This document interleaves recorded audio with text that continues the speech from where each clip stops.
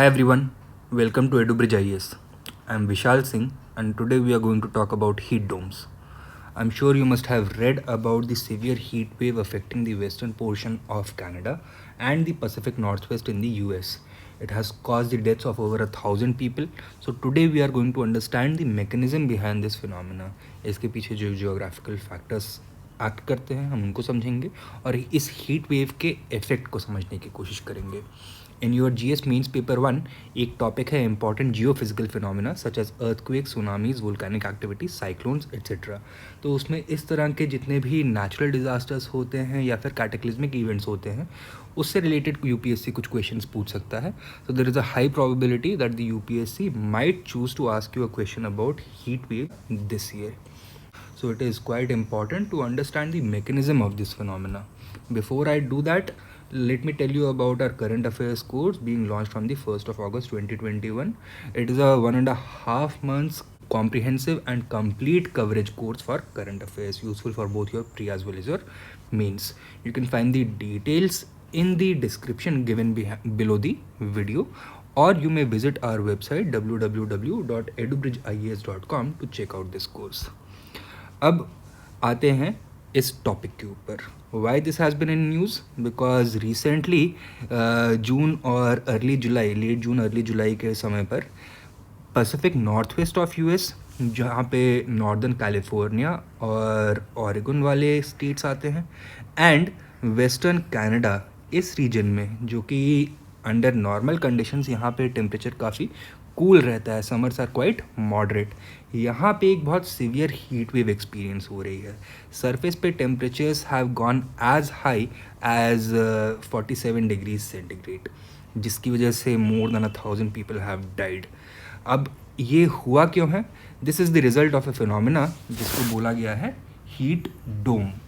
इसकी ये heat dome करता क्या है? It traps heat and blocks other weather systems from moving इन.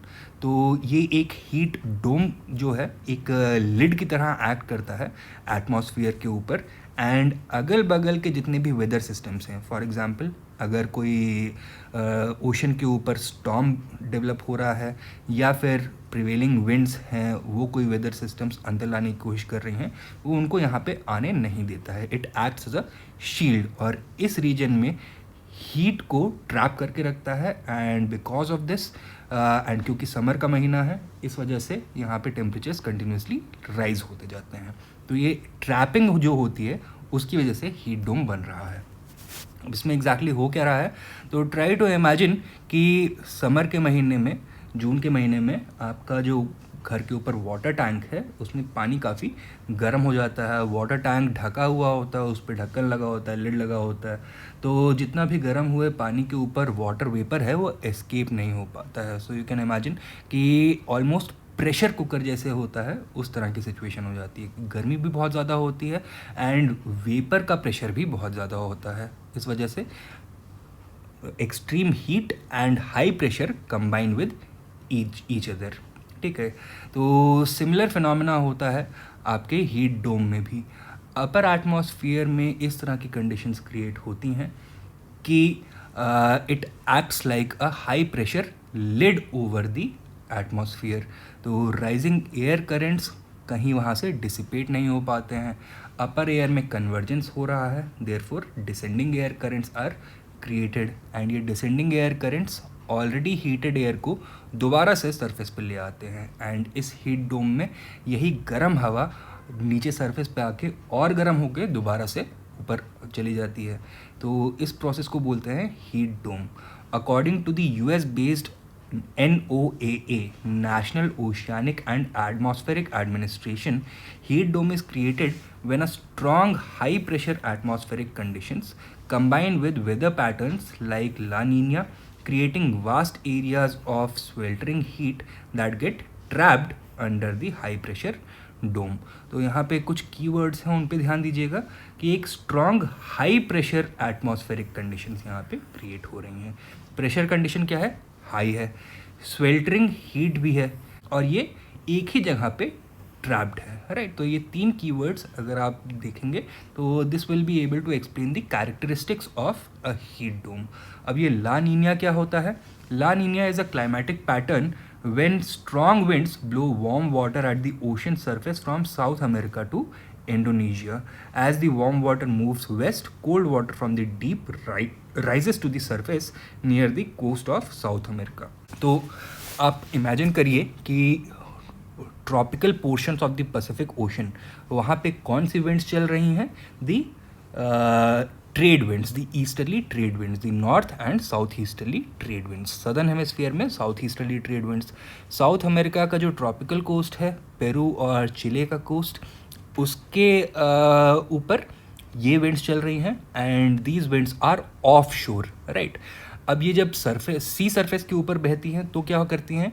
अपने साथ सरफेस वाटर्स को भी टुवर्ड्स दी वेस्ट पुश करती हैं एंड जितना भी सरफेस का वार्म वाटर है उसको ये यहाँ से साउथ अमेरिकन कोस्ट से हटा देती हैं। तो साउथ अमेरिकन कोस्ट पे क्या होता है? अपवेलिंग होता है फ्रॉम द डीप ओशन, और ये वाटर्स कैसे होंगे? ठंडे होंगे। गर्म पानी कहाँ पे जाके इकट्ठा हो रहा है? Western part of the Pacific ocean में। तो लंबे समय तक अगर ये कंडीशंस परसिस्ट करती हैं उसकी वजह से क्या होगा कि western Pacific ocean becomes quite hot and in comparison the eastern Pacific ocean remains quite cool. And यही एक रीज़न है, ये जो प्रेशर ग्रेडियंट बन रहा है, टेम्परेचर ग्रेडियंट बन रहा है between the western Pacific ocean and eastern Pacific ocean. This is one of the major contributing factors behind the heat dome effect that we are witnessing. तो यहाँ पे आप इमेजिन ये कर सकते हैं कि एक हीटेड स्विमिंग पूल है, लेकिन उस स्विमिंग पूल में पूरे के पूरे स्विमिंग पूल में हीटिंग एलिमेंट्स नहीं लगे हैं। हीटिंग एलिमेंट केवल एक side of the swimming pool में लगे हुए हैं। तो जहाँ पे हीटिंग एलिमेंट्स लगे हुए हैं वहाँ का पानी पहले गर्म हो जाएगा, इन कंपैरिजन जहाँ पे हीटिंग एलिमेंट्स नहीं लगे हैं वहाँ का पानी थोड़ा ठंडा रहेगा, राइट। यही चीज़ आपको पैसिफिक ओशन में भी देखने के लिए मिल रही है। इस मैप से आपको समझ में आ जाएगा। ये मान लीजिए अगर इक्वेटर है, राइट, रफली ये इक्वेटर है। This is the tropic of Capricorn and this is the tropic of Cancer. यहाँ पे प्रिवेलिंग विंड्स कौन सी हैं? The north and south easterly trade winds. What is happening over the surface of tropical Pacific? तो ये जो Peru और northern chilli वाला कोस्ट है, यहाँ से जो ट्रेड विंड्स हैं they are offshore and they are driving the surface waters towards the west. और ये गर्म पानी सरफेस का कहाँ पे जाके इकट्ठा हो रहा है? इंडोनेशिया और नॉर्दर्न ऑस्ट्रेलिया के अराउंड जाके इकट्ठा हो जा रहा है। इसीलिए हमको क्या देखने के लिए मिलता है कि यहाँ पे वार्म वाटर करेंट्स हैं, द जापान करंट जिसको कुरोशिवो करंट भी बोलते हैं, या फिर इन दी सदर्न हेमिस्फीयर आपको ईस्ट ऑस्ट्रेलियन करंट भी देखने के लिए मिल रहा है। और जो ईस्टर्न पैसिफिक ओशन है वहाँ पे क्या देखने के लिए मिल रहा है?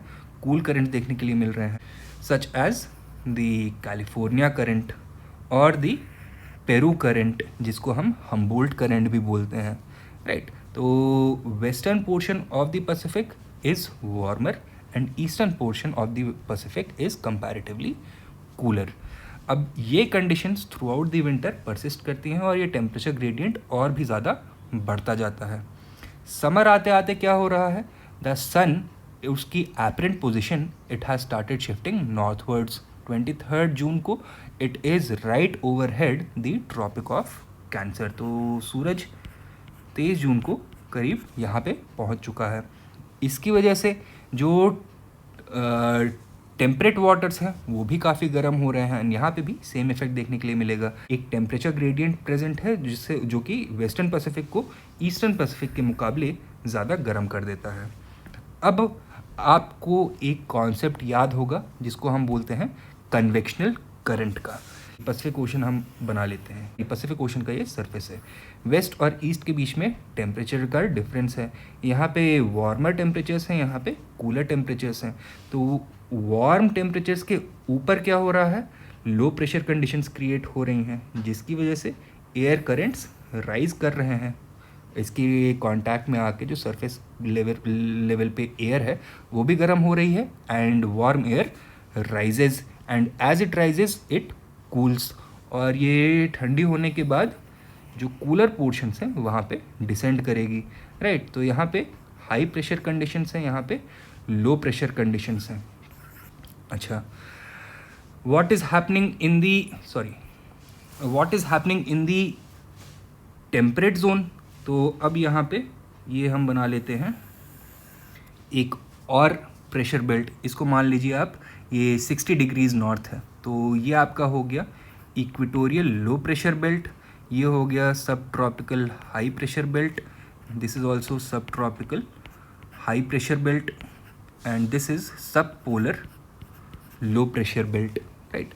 तो यहाँ पे आपको between the sub tropical high and the sub polar low कौन सी विंड्स दिखेंगी, वेस्टर्लीज देखने के लिए मिलती हैं, राइट। और जो ट्रॉपिकल पैसिफिक और टेम्परेट पैसिफिक के ऊपर एयर करेंट्स बन रहे थे, जो कन्वेक्शनल साइकिल बन रहा था, under the influence of these westerlies they are driven towards the east, और ये पूरा का पूरा साइकिल कहाँ पे पहुँचता है, यहाँ पे आकर के पहुँचता है।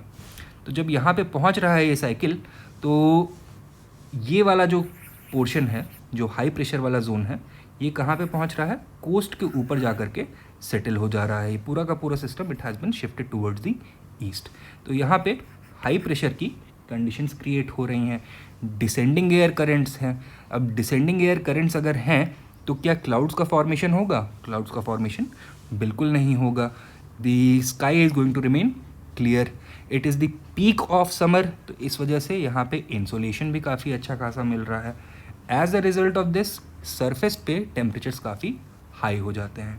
अच्छा, सरफेस हीटिंग की वजह से आपको क्या देखने के लिए मिलेगा, अगेन राइजिंग एयर करंट्स देखने के लिए मिलते हैं यहाँ पे। लेकिन अपर एटमॉस्फेयर में कुछ ऐसी कंडीशंस हैं जो कि ये राइजिंग एयर करंट्स को परसिस्ट नहीं करने दे रही हैं। अपर एटमॉस्फेयर पे भी हाई प्रेशर की कंडीशंस हैं, वहाँ पे कन्वर्जेंस ऑफ एयर हो रहा है। और ये कन्वर्जेंस क्यों हो रहा है, due to the presence of jet streams which have shifted to the north during the intense summer. अब ये जेट स्ट्रीम्स क्या हैं, एक बार इनको हम ब्रीफली समझ लेते हैं। हालांकि मैंने इस पर एक काफ़ी डिटेल्ड लेक्चर बनाया हुआ है, you can visit our YouTube channel, वहाँ पे जो ज्योग्राफी की प्लेलिस्ट है उसमें आपको ये वीडियो मिल जाएगा जेट स्ट्रीम्स का। तो जेट स्ट्रीम्स होती क्या हैं, these are circumpolar narrow concentrated bands of meandering upper tropospheric high velocity geostrophic winds bounded by low speed winds. तो डेफिनेशन काफ़ी लंबी है, लेकिन जो इसके कीवर्ड्स दिए गए हैं उससे हम समझने की कोशिश करते हैं। सबसे पहला कीवर्ड है सरकमपोलर। सरकमपोलर मतलब it is moving around the pole. तो पोल को अपना सेंटर मान के अगर हम देखें तो it is moving around the pole, circumpolar है।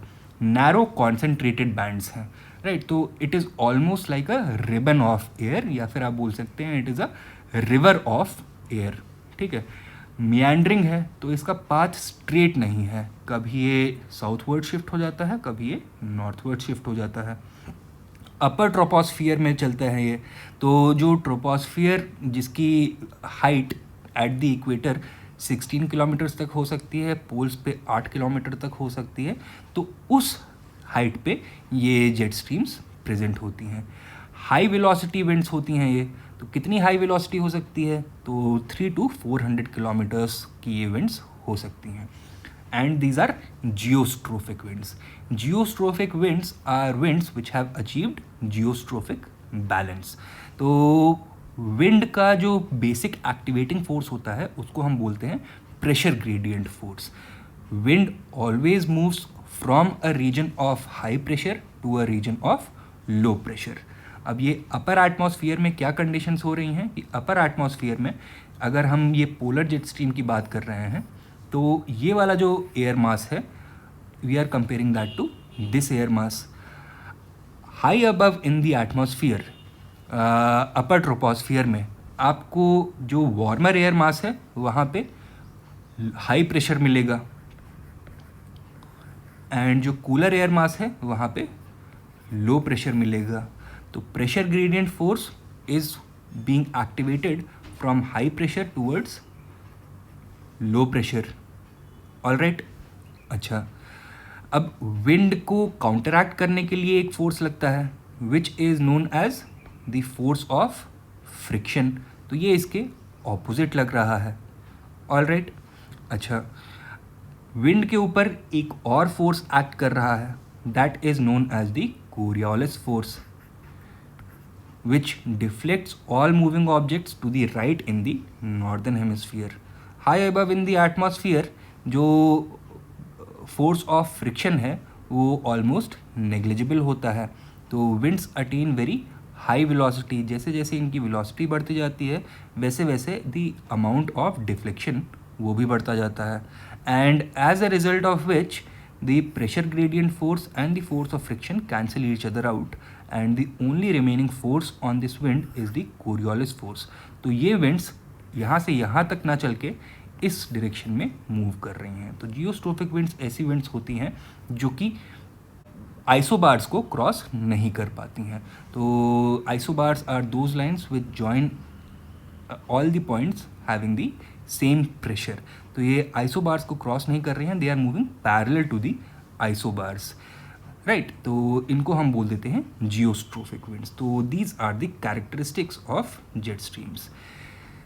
मेजर जेट स्ट्रीम्स दो तरह की होती हैं, उसके अलावा कुछ माइनर जेट स्ट्रीम्स भी होती हैं. Today we are going to talk about major jet streams. तो these two are the polar jet stream and the sub tropical jet stream. ये नॉर्दर्न और सदर्न हेमिस्फीयर दोनों में प्रेजेंट होती हैं. Is there any correlation between the seasons and the position of the jet stream? So yes, there is.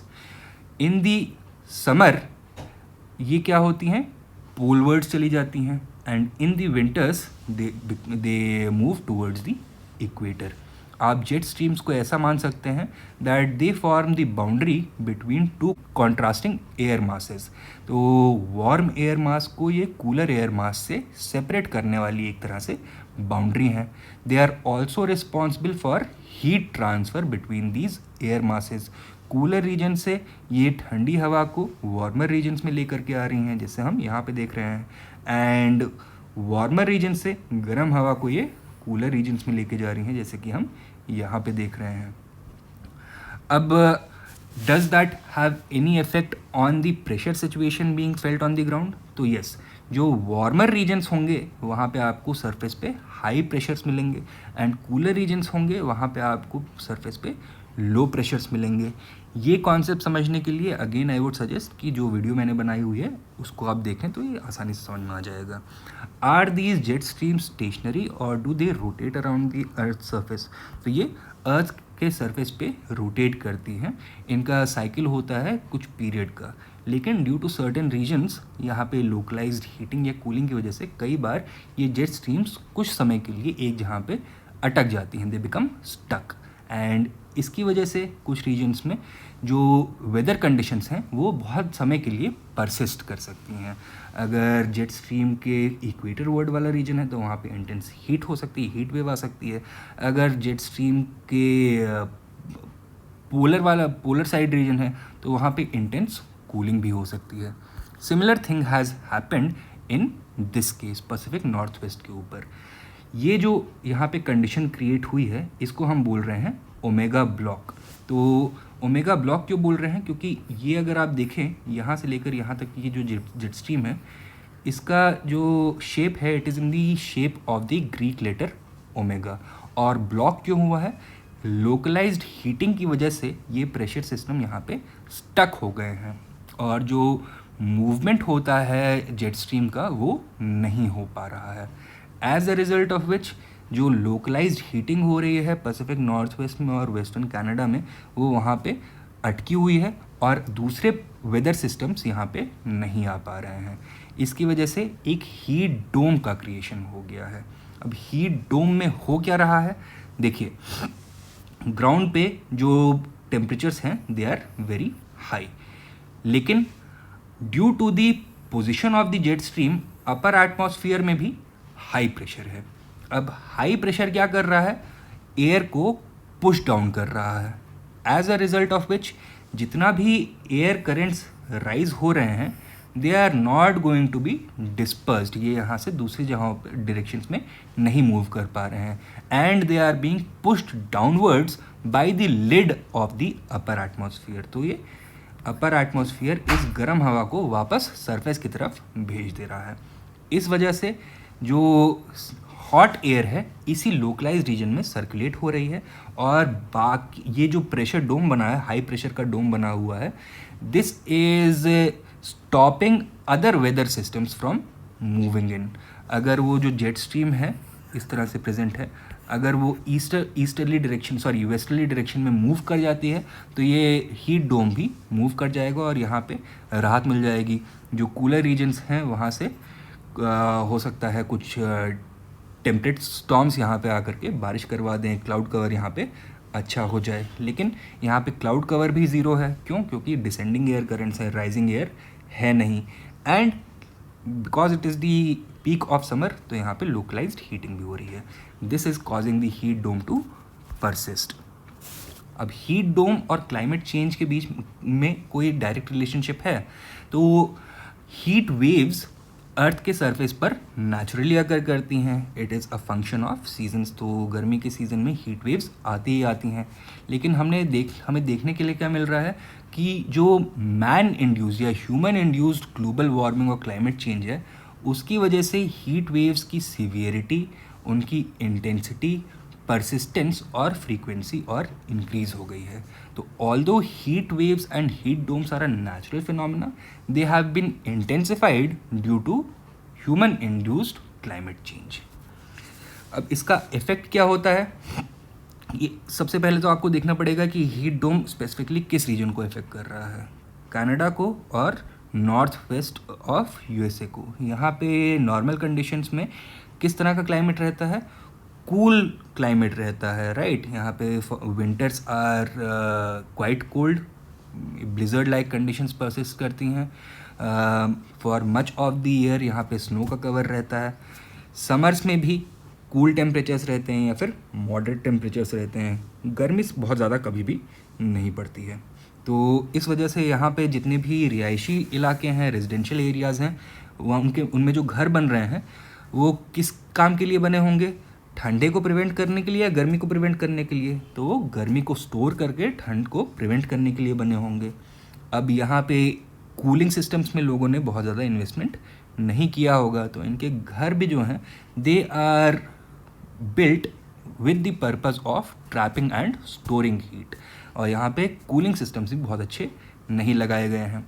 As a result of which जब गर्मी बहुत ज़्यादा पड़ने लगती है तो these homes are becoming almost like death traps. तो घरों के अंदर भी बहुत ज़्यादा गर्मी होने लग गई है।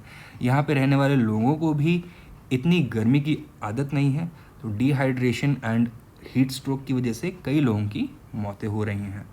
अच्छा, यहाँ पे जो एनर्जी डिस्ट्रीब्यूशन ग्रिड है वो कैसे ऑपरेट कर रहा है? That is also having a huge impact on the public health. तो यहाँ पे डिमांड ड्रिवन एनर्जी की प्राइस डिस्कवरी होती है। इलेक्ट्रिसिटी का जितना डिमांड है, जो एनर्जी कंपनी है, इलेक्ट्रिसिटी कंपनी है, वो उसका प्राइस उतना ज़्यादा बढ़ा देगी। So it is a simple matter of demand and supply. अमीर लोग क्या करते हैं, जब गर्मी का मौसम होता है तो एसी खरीद के ले आते हैं और अपने घरों में लगा देते हैं। महंगी इलेक्ट्रिसिटी मिल रही है तो भी उनको फ़र्क ज़्यादा नहीं पड़ता है।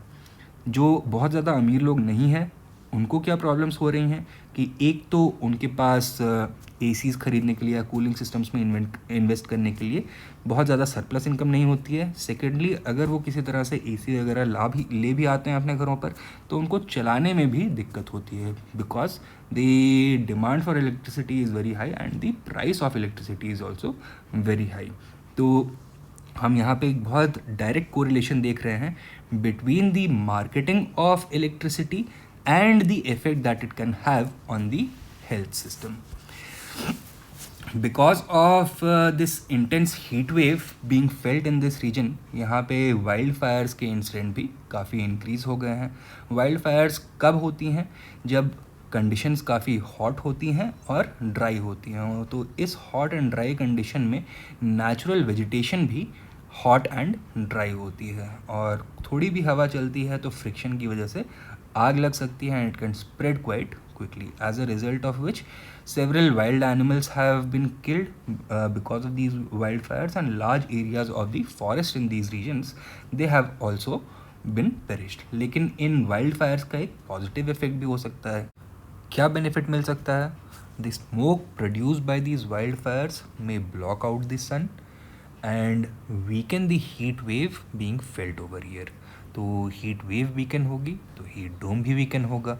जो सराउंडिंग वेदर सिस्टम्स हैं वो यहाँ पे आ सकते हैं एंड रिलीफ प्रोवाइड कर सकते हैं. This heat dome is also causing damage to infrastructure, crops and natural vegetation. Infrastructure में आपको जैसे roads हैं तो roads expand हो रही हैं under the influence of extreme heat and इसमें cracks develop हो रहे हैं. कई सारी crops हैं which cannot bear such high temperatures, तो वहाँ पे क्रॉप्स भी विल्ट अवे कर रही हैं. एंड जो नेचुरल वेजिटेशन है इसमें पानी की भी कमी है और हीट भी बहुत ज़्यादा है तो वो भी ड्राई आउट हो जा रही है. अब आइए एक क्वेश्चन को देख लेते हैं जो कि आज के टॉपिक से रिलेटेड है, लेकिन हम यहाँ पे इंडिया की बात कर रहे हैं, that to northern India. Hot pre monsoon winds in northern parts of India, they are called A. Loo, B. nor'westers, C. blossom showers or D. mango showers. If you know the answer, let us know in the comment section. That is it for today. I hope you liked the video. If you did, press the like button, share it with your friends and subscribe to our YouTube channel. हम बहुत जल्दी मिलेंगे अपने नए topic के साथ. Till then, take care and Jai Hind.